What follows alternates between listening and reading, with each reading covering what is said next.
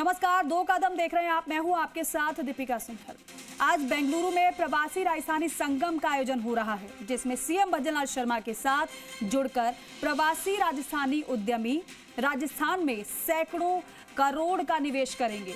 बेंगलुरु के होटल ललित अशोका में देश दुनिया से आए प्रवासी राजस्थानी राउंड टेबल टॉक कर रहे हैं, जिसमें राजस्थान में निवेश की संभावना और मिलकर निवेश के प्रस्तावों पर चर्चा की जा रही है। मिडिल ईस्ट के खाड़ी देशों से कई उद्यमी भी यहां आए हैं, जो राजस्थान फाउंडेशन के चैप्टर से जुड़े हैं। ओएदेसी ग्रुप के सीईओ दिनेश कुमार जैन और राजस्थान फाउंडेशन बहरीन चैप्टर के अध्यक्ष रमेश पाटीदार समेत कई प्रवासी राजस्थानी उद्यमी बड़े निवेश की तैयारी में जुटे हैं।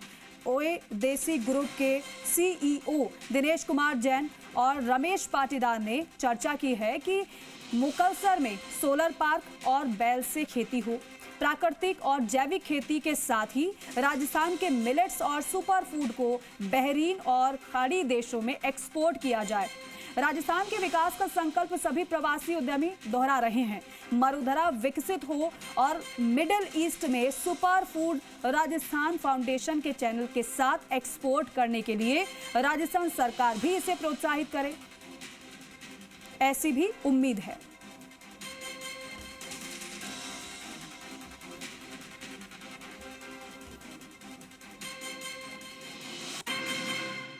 प्रवासी राजस्थानी संगम से पहले देश दुनिया के जो चैप्टर्स हैं, उनके जो अध्यक्ष हैं, वो आपस में बातचीत कर रहे हैं। इस वक्त होटल ललित अशोक में राउंड टेबल टॉक्स चल रही हैं। किस तरह से एक दूसरे से जुड़कर राजस्थान में व्यापार और निवेश को बढ़ावा दिया जा सकता है, इस बारे में जो उद्यमी हैं वो चर्चा कर रहे हैं। आप ठीक मेरे पीछे देखिएगा कि बहरीन से जो आए हुए उद्यमी हैं, जो प्रवासी राजस्थानी हैं, वो चर्चा कर रहे हैं। उनके साथ में ओएदेसी ग्रुप के जो सीईओ हैं दिनेश जैन, वो भी उनसे राय मशवरा कर रहे हैं। दिनेश जी, गोल्डन अपॉर्चुनिटी है, आज तमाम लोगों के साथ आप बैठ रहे हैं और बहरीन चैप्टर के साथ में आपकी चर्चा हो रही है पाटीदार साहब के साथ में।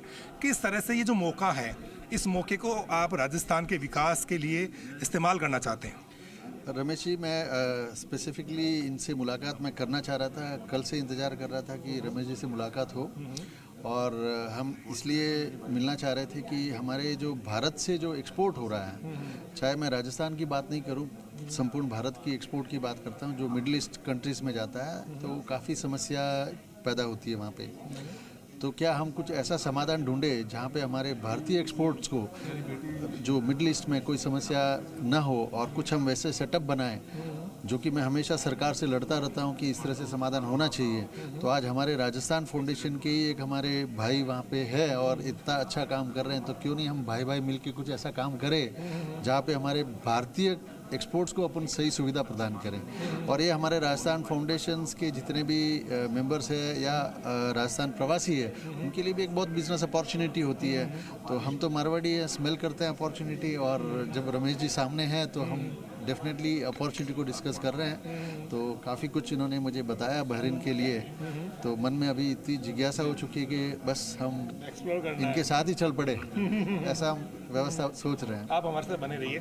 पाटीदार साहब, कैसा महसूस करते हैं, इतने लोग जो हैं उनके बीच में इस तरह की उत्सुकता है कि बहरीन में जाएं, निवेश करें, और वहाँ के जो पूंजीपति हैं, जो उद्यमी हैं राजस्थान के, वहाँ रह रहे हैं, वो आकर के राजस्थान में पैसा लगाएं, तो किस तरह से चैनल बन सकता है?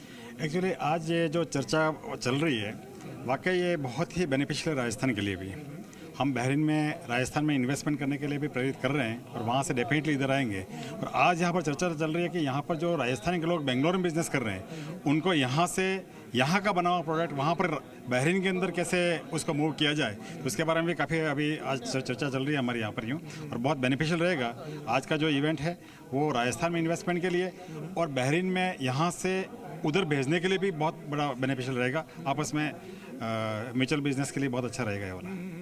तो आप तैयार हैं राजस्थान में काम करने के लिए? मेरे साथ में एक बार दिनेश जी फिर से जुड़ रहे हैं। दिनेश जी, आपने तो बहुत बड़ा प्लान तैयार किया है और आज का दिन बहुत ही ऐतिहासिक है प्रवासी राजस्थानी संगम के लिहाज से भी और आपके ग्रुप के लिए भी। ओएदेसी की तैयारी क्या है और किस तरह से आप उत्साहित हैं राजस्थान में जाकर के निवेश करने के लिए, फिर से अपने गाँव की सुध लेने के लिए और वहाँ के जो लोग हैं उनको रोजगार देने के लिए? बाबूलाल जी, मैं आपको एक बात बताता हूँ। राजस्थान की जो धरोहर है, जो हमारी पंचकूट है, हमने उसको बिल्कुल नकार दिया है। और मैं आपको बताता हूँ, सबसे ज़्यादा ये जो मिडिल ईस्ट कंट्रीज़ है उनको सुपर फूड की ज़रूरत होती है, और अगर हमने वो सुपर फूड हमारे राजस्थान से तैयार करके अगर एक्सपोर्ट करना शुरू किया तो मैं आपको आश्वस्त करता हूँ कि हमारे राजस्थान का जो एक्सपोर्ट बढ़ेगा ना, उसकी कोई सीमा पार नहीं रहेगी। और वो भी अगर हम राजस्थान फाउंडेशन के ग्रुप चैनल से कर लेंगे तो उसकी तो कोई कायाकल्प ही अलग हुई है। तो that's what I believe strongly कि आई थिंक हमें एक्सप्लोर करना चाहिए राजस्थान के सुपर फूड्स को लेके, और उसके अंदर बहुत ज़्यादा कार्य करना चाहिए। और मैं चाहूँगा कि राजस्थान सरकार भी उसको प्रोत्साहन करे, और राजस्थान सरकार अगर कुछ ऐसा प्रोग्राम बनाए कि जो हमारे राजस्थान फाउंडेशन के जो सहकर्मी दूसरे देशों में काम कर रहे हैं वहाँ पे, जैसे मैं कर्नाटक सरकार से लड़ रहा हूँ, तो मैं राजस्थान सरकार से भी मतलब निवेदन करना चाहूँगा कि वो हमारे साथ रहे, और हमारे जितने भी राजस्थानी प्रवासी वहाँ पे भी है और यहाँ पे हिंदुस्तान से जो एक्सपोर्ट कर रहे हैं उनका साथ देने के लिए कहीं ना कहीं ऐसी व्यवस्था बनाए जहाँ पे राजस्थान सरकार जुड़े, और हम कुछ ऐसे सेटअप तैयार करें वहाँ पे, ताकि हमारे राजस्थान प्रवासियों को समस्या न हो और एक्सपोर्ट बढ़े हमारे राजस्थान का। आई थिंक मैं यही कहना चाहूँगा। तो मोकल सर में कब शुभ मुहूर्त करेंगे आपके प्रोजेक्ट का, क्या क्या चीज़ें उसमें होंगी, और किस तरह से पर्यावरण की दिशा में और लोग फिर से अपनी ज़मीन से जुड़े, शुद्ध उत्पाद उनको मिले खाने पीने के, तो उसके लिए क्या तैयारी चल रही है? क्या आपको लगता है कि अब वक्त आ गया है अनाउंसमेंट करने का? ये आपने जो सवाल पूछा है, अभी मैं उसको डिप्लोमेटिकली आंसर करूं या सहज वे में आंसर करूं, ये मेरे लिए बहुत दुविधा है। मैं आपको स्पष्ट बताता हूं, राजस्थान सरकार को पॉलिसी में थोड़ा बदलाव लाना पड़ेगा, क्योंकि जिस ढंग की हम व्यवस्था वहाँ पे बनाना चाह रहे हैं वो एक वर्ल्ड क्लास व्यवस्था बनेगी, और वर्ल्ड हमारे को देखने आएगा, मैं इतना गारंटी के साथ बोल सकता हूँ। तो अभी भी हम लड़ रहे हैं ऑफिसरों के साथ कि भी पॉलिसी कौन सी फिक्स होएगी करके, और मैं निवेदन करता हूँ हमारे मुख्यमंत्री भजन लाल जी से कि आप इंटरवेन करें इसमें और पॉलिसी को सही वे में मार्गदर्शन करें, ताकि हम जब आप बोले कि आने वाले 1 महीने के अंदर उद्घाटन करें, और हम संपूर्ण रूप में तैयार हैं, आपका आदेश मात्र के लिए हम लोग इंतजार कर रहे हैं। इससे ज़्यादा मैं अपनी तैयारी नहीं बता सकता। तो सपनों का जो प्रोजेक्ट है वो जल्द धरातल पर उतरेगा अगर सरकार सहयोग कर दे तो? बिल्कुल बिल्कुल, हम यही चाह रहे हैं, और सरकार भी काफ़ी कार्यरत है, ऐसा नहीं कि मैं नहीं बोल रहा हूँ। सरकार वो भी अपना एक उथल पुथल कर रहे हैं पॉलिसियों में, कहीं ना कहीं तो बिठाई देंगे, ऐसा विश्वास है मुझे। आप चाहते हैं कि नंदी से खेती हो, नंदी का जो खाद होता है उससे जो है प्राकृतिक खेती को बढ़ावा दिया जाए, वहाँ पर आप लाखों पेड़ खेजड़ी के लगाना चाहते हैं, तो राजस्थान के पर्यावरण की भी आप सुध ले रहे हैं, इंडस्ट्री तो आप लगाना ही चाहते हैं। आपको लगता है कि आपका जो ड्रीम प्रोजेक्ट है ये धरातल पर उतर जाता है तो सिवाना, मोकलसर और बालोतरा की किस तरह से सूरत बदल सकती है, और इससे कितने लोग मोटिवेट हो सकते हैं? ये आपने बहुत अच्छी बात करी नंदी को लेके।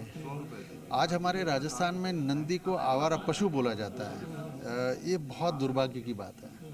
मैं आपको एक बात बताता हूँ, अगर हम जैविक विज्ञान में जाए तो नंदी की जो खाद हाईएस्ट पोटेंशियल होती है, और जो हम लोग ये यूरिया डीएपी की बात करते हैं उससे भी ज़्यादा उर्वरक उसमें होता है।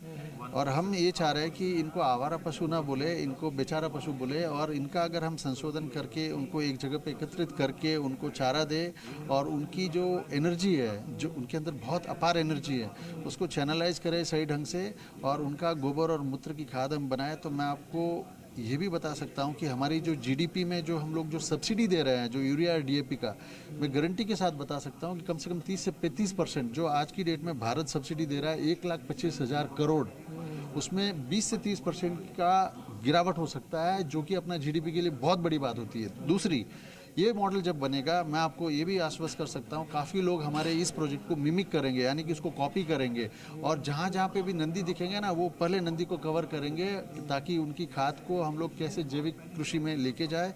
उससे 3-4 फायदे बहुत ज़रूरत होता है कि हमारी जो ज़मीन जो है वो पूरी तरह से फर्टाइल होएगी। जब हमारी ज़मीन फर्टाइल होगी तो हमारे पौधे जो है अच्छी तरह से सुरक्षित होंगे और अच्छे न्यूट्रिएंट्स हमें देंगे।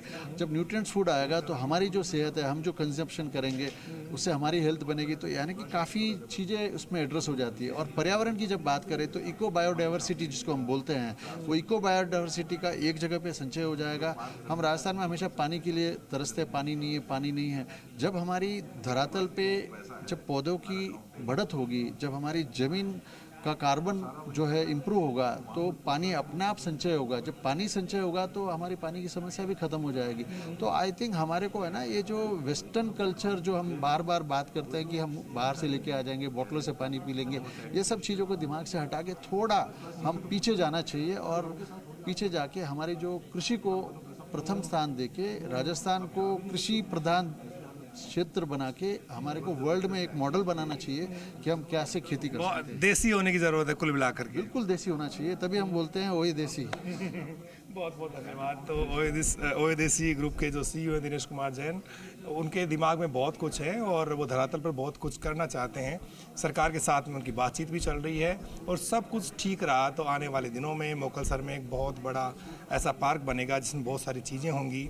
बैलों से खेती होती हुई वहाँ पर दिखाई पड़ेगी। सोलर का बड़ा पार्क वहाँ पर बनेगा और भी बहुत कुछ चीज़ें ऐसी होंगी जो राजस्थान में अभी तक कोई नहीं कर पाया है।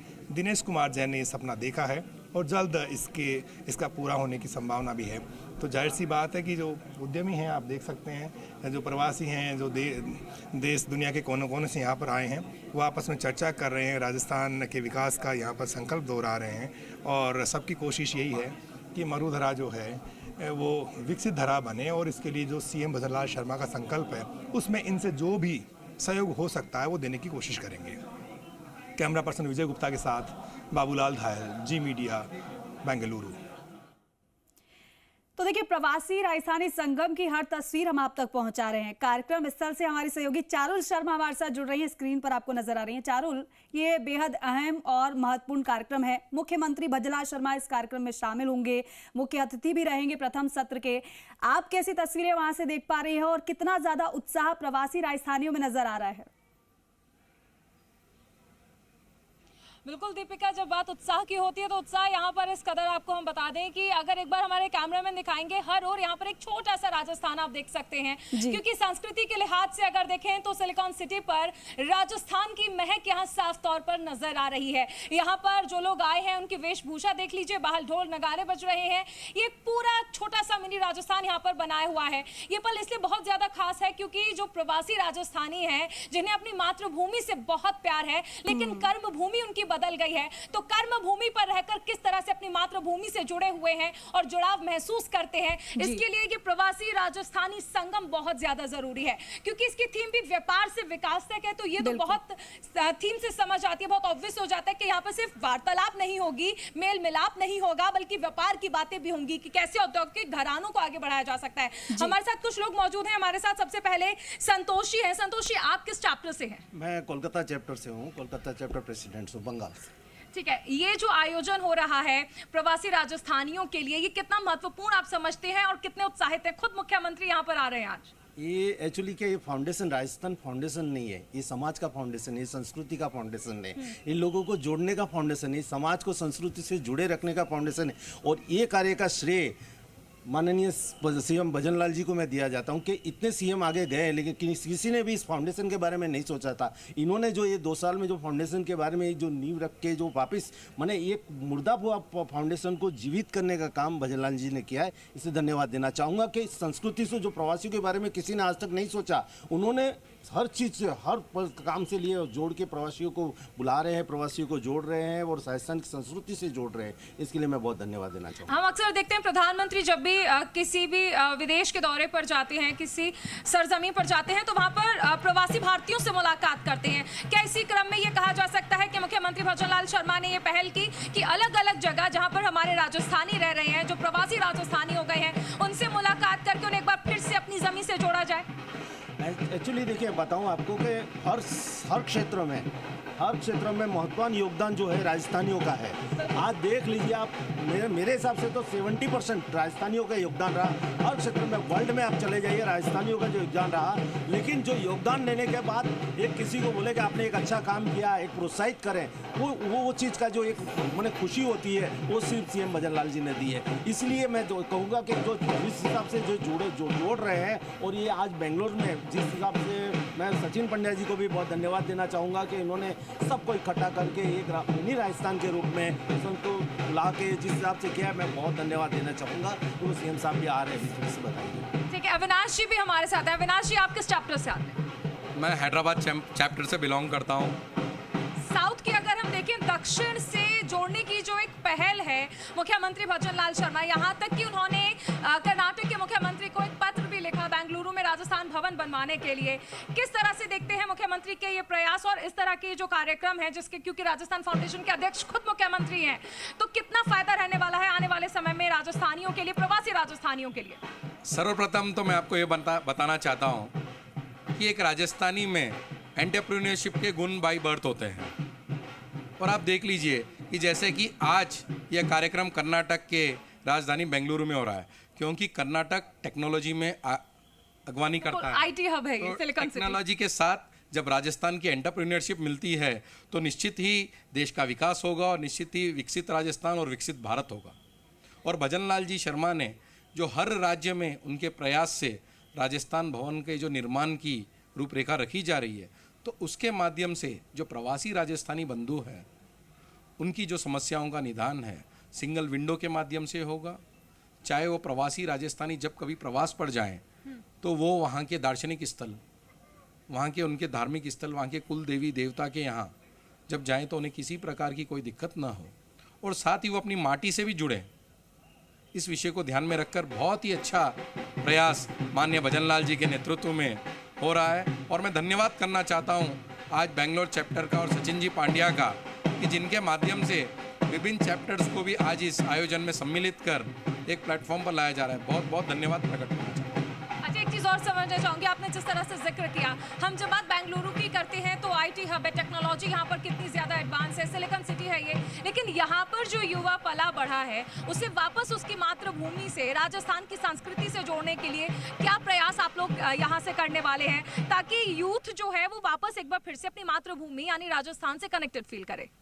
देखिए, पहले तो ये बहुत ही गर्व का विषय, जब से हमारे माननीय प्रधानमंत्री नरेंद्र मोदी जी बने हैं तो बहुत ही गर्व के साथ आज की युवा पीढ़ी अपनी संस्कृति और अपनी विरासत से जुड़ रहा है, और विकास भी विरासत के साथ ही होगा, ये हमें उन्हें समझाने की भी आवश्यकता है।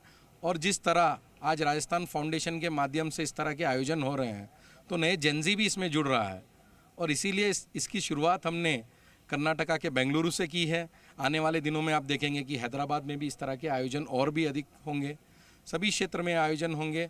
और यह देखने मिलेगा, अभी यूथ विंग का भी गठन राजस्थान चैप्टर के तहत किया जा रहा है, तो राजस्थान का खान पान, राजस्थान का परिवेश और राजस्थान की संस्कृति, इन सभी से युवा पीढ़ी को अवगत कराना हम सबकी नैतिक जिम्मेदारी भी है। और निश्चित ही मायड़ भाषा को भी हमें प्रमोट करना है, और उसी के साथ अपने घरों में मायड़ भाषा का अधिक से अधिक उपयोग हो, इस बात पर भी हमें ध्यान देना है। बिल्कुल, हमारे साथ पवन जी भी हैं। पवन जी, आप किस तरह से देखते हैं इस तरह के आयोजनों को? ऐसे आयोजन बहुत होने भी चाहिए, और सिर्फ आयोजन करने से नहीं होगा, इसके अंदर में जैसे हमारे राजस्थान फाउंडेशन बेंगलोर चैप्टर के अध्यक्ष ने प्रयास किया, उनकी टीम ने, कि लोगों को जोड़ने का, इतने बड़े बड़े बिजनेसमैन को जोड़ने का, एक मंच पे लाना, राजस्थान की भूमि से, अपनी जन्मभूमि से 1500 किलोमीटर दूर, 2000 किलोमीटर दूर उनको यहाँ पर इकट्ठा करना, ये बहुत बड़ी बात है। और यहाँ से इकट्ठा करके यहाँ से वापस, यहाँ से अपनी जन्मभूमि में जा कर के वहाँ पे नया उपक्रम चालू करना या नया व्यापार चालू करना, ये बहुत सराहनीय कदम है। ठीक है, हरगोविंद जी भी हमारे साथ हैं। हरगोविंद जी, आज का ये जो शानदार आयोजन है, जहां हम देख पा रहे हैं एक मिनी राजस्थान यहाँ पर दिख रहा है, आपकी इसमें आज क्या भूमिका है? और आज जो यहाँ पर प्रवासी आ रहे हैं, बहुत सारी उम्मीदें हैं उन्हें, क्योंकि मुख्यमंत्री खुद राजस्थान फाउंडेशन के अध्यक्ष, बहुत सारी उम्मीदें बढ़ जाती हैं। आज एमओयू भी होने हैं, कितने एक्साइटेड हैं और क्या आप चाहते हैं कि आज मुख्यमंत्री जब आए तो कम से कम इस तरह की अनाउंसमेंट हो जाए? जी, मैं जर्मनी से सिर्फ इस प्रोग्राम के लिए बेंगलोर आया हूँ। ये मेरी पहली बेंगलोर की विजिट है। मैं राजस्थान फाउंडेशन, हमारे बेंगलोर चैप्टर सचिन पांड्या जी और उनकी टीम को बहुत बहुत साधुवाद देता हूँ। मैं माननीय मुख्यमंत्री जी को भी साधुवाद देता हूँ। उनकी ये जो राजस्थान फाउंडेशन की एक सोच को, विचार को मुख्यमंत्री जी दिया मैम अभी जर्मनी पधारे थे, हम लोगों ने एमओयू किए हैं। मेरा फोकस हमारे प्रदेश के युवाओं के लिए है। जर्मनी और जापान में बहुत सारी स्किल वर्कर्स के लिए जॉब्स हैं, तो मेरी रिक्वेस्ट है हमारी सरकार से कि स्किल यूनिवर्सिटीज़ बनाई जाएँ, लोगों को जर्मन सिखाई जाए, जापानीज़ सिखाई जाए, ताकि हमें नए रोज़गार मिलें। और इसके लिए हमने एमओयू भी साइन किया है गवर्नमेंट के साथ में, और मुझे लगता है कि बहुत जल्दी धरातल पे ये एमओयू आएंगे।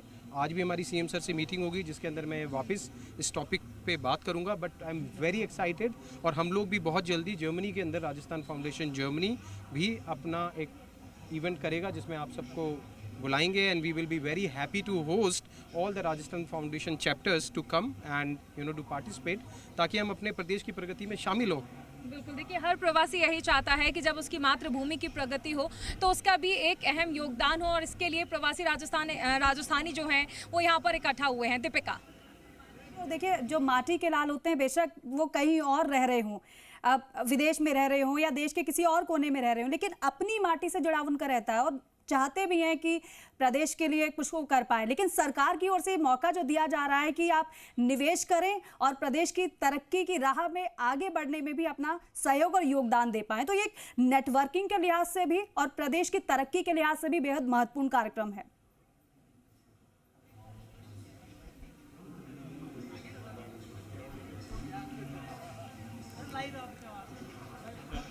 तो देखिए, प्रवासी राजस्थानी सम्मेलन और ये संगम बेहद महत्वपूर्ण, क्योंकि एक मंच पर सभी चैप्टर्स आए हैं।